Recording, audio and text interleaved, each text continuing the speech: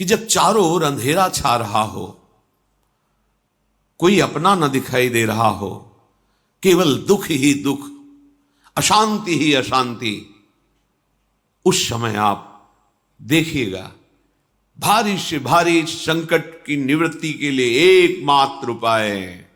यदि आप भजन नहीं करते तो आप दिमाग में लिख लीजिए, चाहे अपनी नित्य डायरी में लिख लीजिए।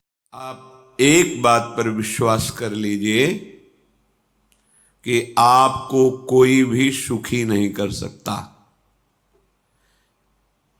यदि आपको कोई सुखी कर सकता है तो आप हैं। बिल्कुल घनीभूत अर्थात ठोस बात है, इसे समझ लेना। यदि आप अपने विचार के द्वारा, विवेक के द्वारा अधर्माचरणों का त्याग करके धर्म पूर्वक जीवन व्यतीत करते हुए भगवान नाम जप करते हैं, तो पूर्व पाप कर्म के अनुसार जब देह रचा गया तो उसमें जो प्रारब्ध दुख सुख का है वो तो आएगा, पर आपको परास्त नहीं कर पाएगा। और आगे आपके लिए महासुख है जो दुख और सुख दोनों से परे है। अखंड प्रसन्नता, अखंड आनंद, वो केवल आपके करने से होगा। उपदेश मिल सकते हैं, मार्ग बताया जा सकता है, आपको सहयोग मिल सकता है, पर चलना आपको होगा। यदि आप नहीं चले तो ये कहीं भ्रम हो कि मैं कहीं जाऊं और मेरी दुख निवृत्ति हो जाए, तो इस भ्रम को छोड़ देना आप। क्योंकि हम आप तो बहुत छोटे जीव हैं, अर्थात बहुत लघु तपस्या, लघु पुण्य वाले हैं।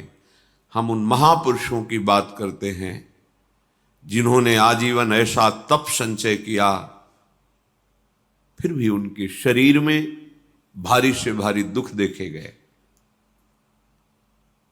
ये दुख और सुख एक भ्रमात्मक इंद्रजाल है माया का, ना दुख है न सुख है। जैसे जो सपने सिर काटे कोई, बिन जागे दुख दूर न होई।